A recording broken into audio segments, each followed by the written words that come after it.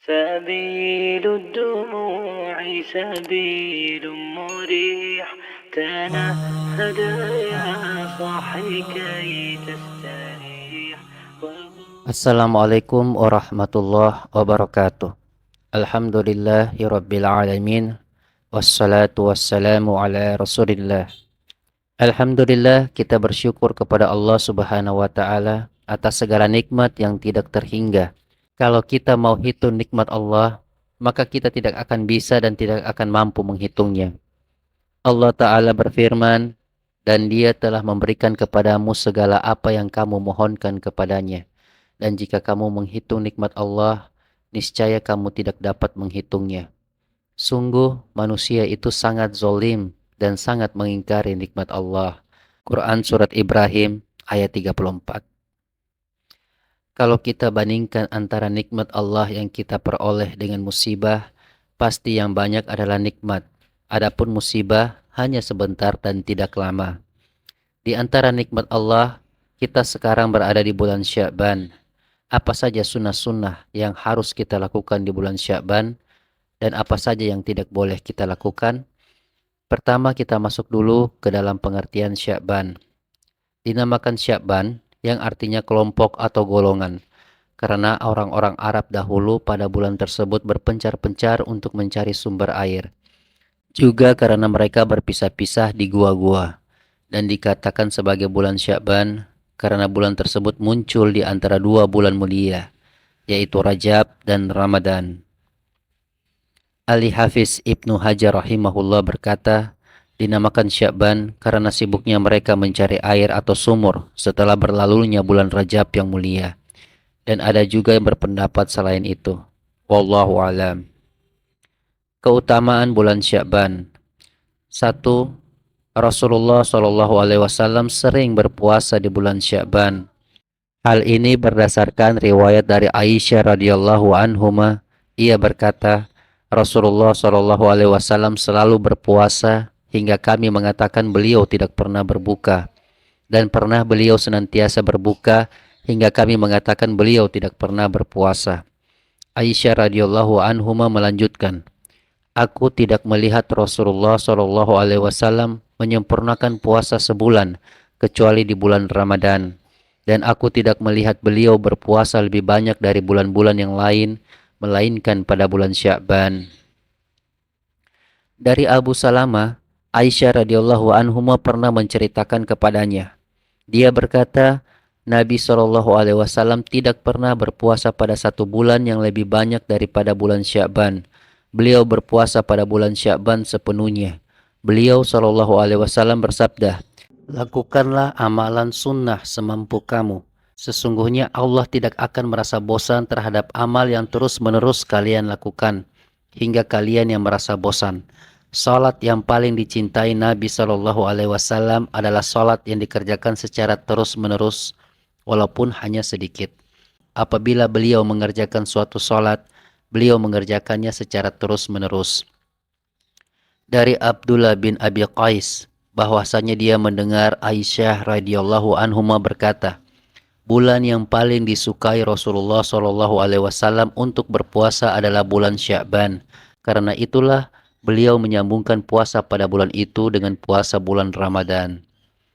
Bulan Sya'ban adalah bulan diangkatnya amal-amal manusia kepada Allah Ta'ala.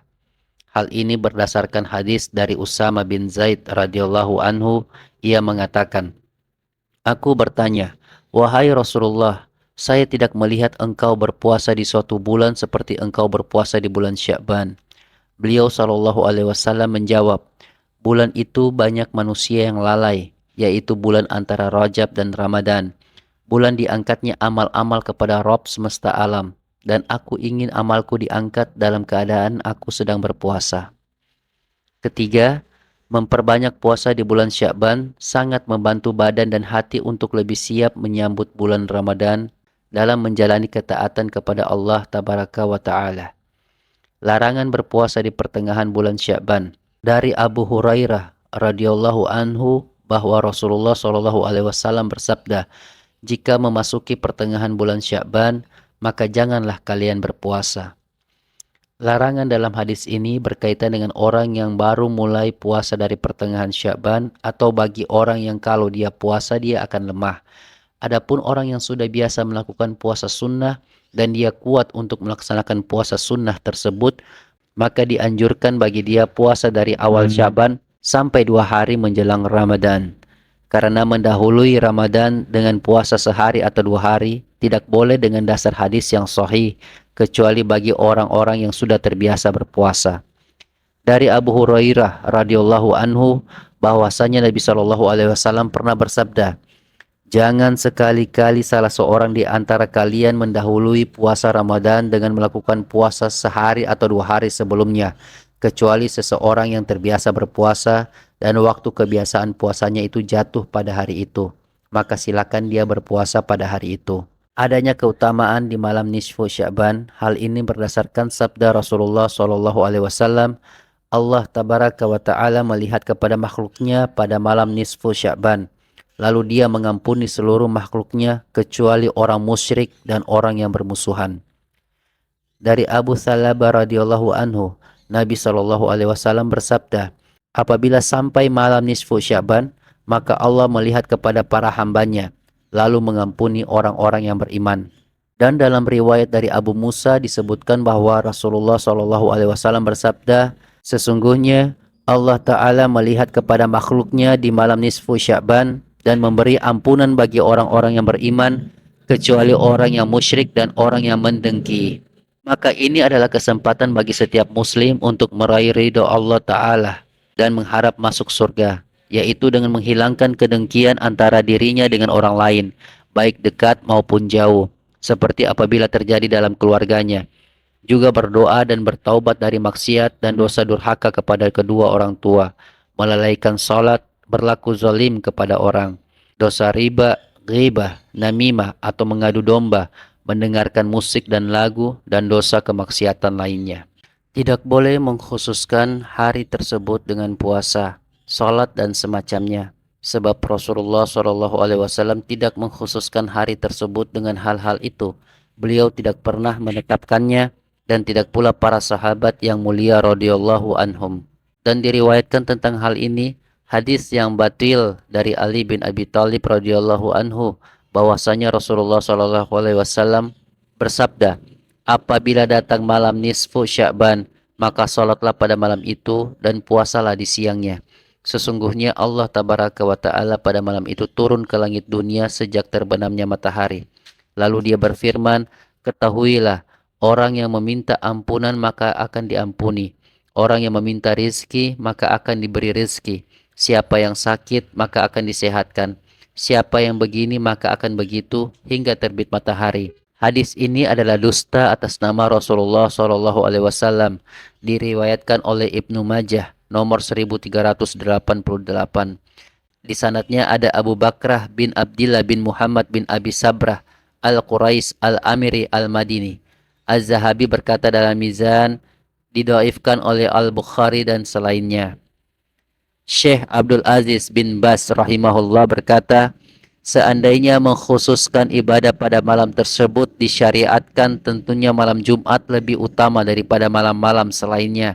Sebab hari Jumat merupakan hari yang paling utama berdasarkan dalil-dalil yang sahih. Karenanya, ketika Nabi Shallallahu alaihi wasallam memperingatkan umatnya dari mengkhususkannya dengan sholat malam, maka hal itu menunjukkan bahwa malam selainnya lebih utama. Itu tidak boleh kecuali ada dalil yang mengkhususkannya. Oleh karena itu, ketika malam Lailatul Qadar dan malam-malam di bulan Ramadan disyariatkan untuk dihidupkan dengan ibadah, maka Nabi Shallallahu alaihi wasallam menganjurkan umatnya untuk menghidupkannya, dan beliau sendiri juga memberikan teladan. Seandainya malam nisfu Sya'ban, malam Jumat pertama di bulan Rajab, atau malam Isra Mir'aj disyariatkan untuk mengkhususkannya dengan perayaan atau ibadah tertentu, tentu Nabi Shallallahu alaihi wasallam akan menganjurkannya kepada umat beliau untuk mencontohkannya. Dan seandainya hal itu terjadi, niscaya akan dinukil oleh para sahabat kepada umat dan mereka tidak akan menyembunyikannya, sebab mereka adalah sebaik-baik manusia dan bersemangat memberi nasihat setelah Nabi. Imam As-Suyuti rahimahullah berkata, Adanya riwayat-riwayat baik yang marfu maupun asar yang mauquf ini sebagai dalil bahwa bulan Sya'ban adalah bulan mulia. Akan tetapi tidak ada dalil tentang amalan salat secara khusus dan untuk menyemarakannya. Terdapat beragam hadis-hadis palsu tentang amalan di malam nisfu Sya'ban. Di antaranya, wahai Ali, barang siapa salat 100 rakaat pada malam nisfu Sya'ban dengan membaca surah Al-Fatihah 10 kali pada setiap rakaat, maka Allah akan memenuhi seluruh kebutuhannya. Hadis ini maudhu atau palsu. Imam Ibnul Jauzi rahimahullah berkata, tidak diragukan lagi bahwa hadis ini maudhu atau palsu. Syekhul Islam Ibnu Taimiyah rahimahullah berkata, hadis ini maudhu berdasarkan kesepakatan ahli hadis. Imam Ibnul Jauzi rahimahullah menambahkan, dan sungguh kami telah melihat mayoritas orang yang melakukan sholat alfiyah ini sampai larut malam, hingga mereka pun malah sholat subuh atau bahkan tidak sholat subuh. Imam Ibnul Qayyim mengatakan, di antara contoh hadis-hadis maudhu adalah hadis tentang sholat nisfu Sya'ban. Ada beberapa amalan yang dikerjakan oleh Rasulullah SAW khusus pada bulan Sya'ban. 1. Memperbanyak puasa sunnah. Aisyah radhiyallahu anhuma berkata, bulan yang paling dicintai Rasulullah untuk berpuasa padanya adalah bulan Sya'ban. Kemudian beliau menyambungnya dengan Ramadan.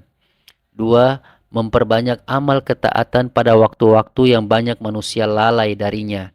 Rasulullah SAW bersabda, bulan itu banyak manusia yang lalai, yaitu bulan antara Rajab dan Ramadan. Dalam hadis ini terdapat dalil disunahkannya untuk menghidupkan waktu-waktu yang banyak manusia lalai darinya dengan amalan-amalan soleh dan ketaatan. 3.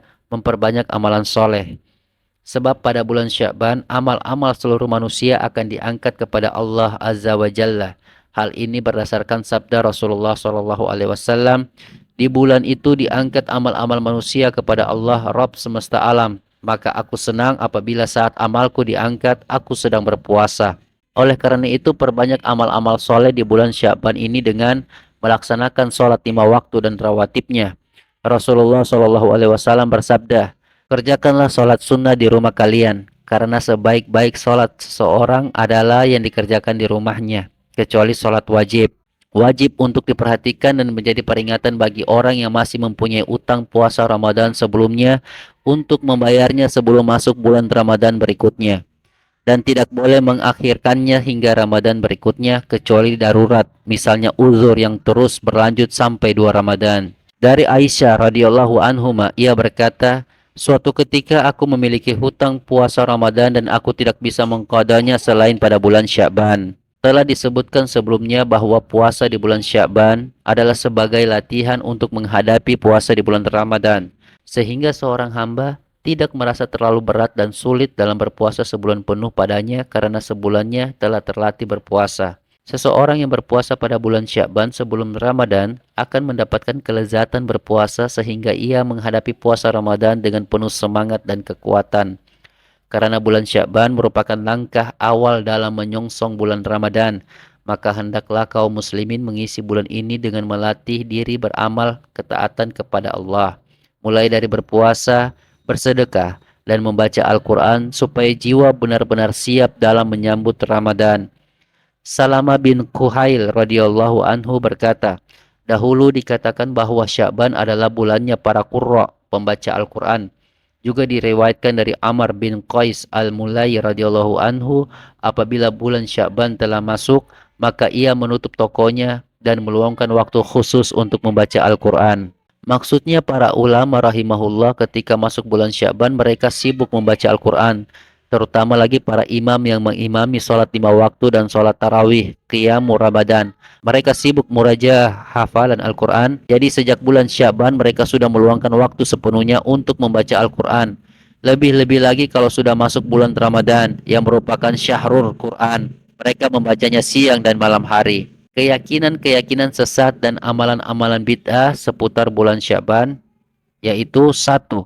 Keyakinan bahwa ajal, umur, dan rizki manusia ditentukan pada bulan Sya'ban. Ini adalah keyakinan yang batil, sebab tidak ada dalil dari Al-Quran Al-Karim dan As-Sunnah As-Sahihah yang menjelaskan hal ini. Adapun dalil yang banyak digunakan oleh kebanyakan orang adalah hadis yang lemah dan palsu. Misalnya, dari Utsman bin Al-Mughirah radhiyallahu anhu ia berkata, Nabi SAW bersabda, ajal manusia ditetapkan dari bulan Sya'ban ke Sya'ban berikutnya. Sehingga ada seorang yang menikah dan dikaruniai seorang anak, lalu namanya keluar sebagai orang-orang yang akan mati. Hadis ini mursal, diriwayatkan oleh Ibnu Jarir dalam Jami'ul Bayan nomor 31043 dan Al-Baihaqi dalam Syu'abul Iman nomor 3558. Tetapi sanadnya terhenti sampai pada Utsman bin Al-Mughirah saja, tidak sampai kepada Nabi SAW. Al-Hafiz Ibnu Katsir rahimahullah mengatakan hadis ini mursal, tidak bisa untuk menentang nas-nas yang lain. Bahkan hadis ini lemah sekali karena ada rawinya yang sangat lemah. 2. Keyakinan bahwa Al-Quran diturunkan pada malam nisfu Sya'ban. Mereka berdalil dengan firman Allah Ta'ala, sesungguhnya kami menurunkannya pada malam yang berkahi. Sungguh kamilah yang memberi peringatan. Quran Surat Ad-Dukhan ayat 3. Mereka mengatakan bahwa maksud dari ayat ini adalah malam nisfu Sya'ban sebagaimana yang diriwayatkan dari Ikrimah dan yang lainnya. Akan tetapi penafsiran ini adalah batil. Sebab maksud dari ayat tersebut adalah malam Lailatul Qadar yang adanya hanya di bulan Ramadan dengan dalil Al-Quran. Sebagaimana yang dijelaskan oleh Hafiz Ibnu Katsir rahimahullah. 3. Mengkhususkan bulan Sya'ban untuk berziarah kubur. Sya'ban adalah bulan menjelang Ramadan yang diyakini banyak orang sebagai waktu utama untuk ziarah kubur, yaitu mengunjungi kubur-kubur orang tua, karib, kerabat, atau para wali, kiai, dan sebagainya. Ziarah kubur tidak khusus pada bulan Sya'ban saja. Rasulullah SAW memerintahkan umatnya untuk berziarah kubur supaya melembutkan hati dengan mengingat kematian. Beliau SAW bersabda, ziarah kuburlah kalian karena hal itu lebih mengingatkan kalian kepada kematian. Karena itu, ritual sebagian masyarakat di mana mereka mengkhususkan berziarah kubur, nyadran atau nyekar pada waktu-waktu tertentu seperti menjelang bulan Ramadan adalah suatu kesalahan karena tidak ada keterangannya dari syariat Islam yang mulia. 4. Ritual ruahan. Sebagian masyarakat mengadakan ritual kirim doa bagi kerabat yang telah meninggal dunia dengan membaca surah Yasin atau Yasinan atau disertai juga dengan tahlilan. Ritual ini dikenal dengan ruahan. Orang Jawa menyebut bulan Sya'ban dengan ruah, yaitu berasal dari kata arwah. Sehingga bulan Sya'ban menjadi identik dengan kematian. Karena itu tradisi Yasinan atau tahlilan di bulan Sya'ban menjadi laris. Padahal semua ini tidak ada contoh dari Nabi SAW dan para sahabat radhiyallahu anhum. Semua perbuatan ini adalah bid'ah. 5. Ritual nisfu Sya'ban. Sebagian masyarakat mengkhususkan malam nisfu Sya'ban untuk mengerjakan salat dan berdoa. Perlu diketahui bahwa mengkhususkan suatu amalan ibadah pada waktu-waktu tertentu memerlukan dalil atau keterangan yang jelas dari Al-Quran dan As-Sunnah yang sahih. Jika tidak, maka amalan tersebut adalah bid'ah yang tercela. Adapun tentang amalan-amalan tertentu di malam nisfu Sya'ban, maka tidak ada hadis yang sahih tentangnya. Seluruh hadis yang menyebutkan tentang amalan di malam nisfu Sya'ban adalah hadis yang maudhu atau palsu dan dhaif atau lemah. Sehingga tidak ada amalan khusus apapun di malam ini, baik itu membaca Al-Quran, salat alfiyah, doa jamaah, dan sebagainya. Inilah pendapat dari kebanyakan ulama dan ini adalah pendapat yang benar. Wallahul muwaffiq. Mudah-mudahan penjelasan tentang bulan Sya'ban ini bermanfaat bagi penulis dan kaum muslimin. Dan semoga salawat dan salam tetap tercurah kepada Nabi Muhammad SAW, keluarganya, para sahabatnya, dan orang-orang yang mengamalkan dan membela sunnah beliau sampai akhir zaman. Wallahu a'lam bishawab. Subhanallah wa bihamdi. Subhanakallahumma wa bihamdika. Asyhadu an la ilaha illa anta astaghfiruka wa atubu ilaih. Assalamualaikum warahmatullahi wabarakatuh.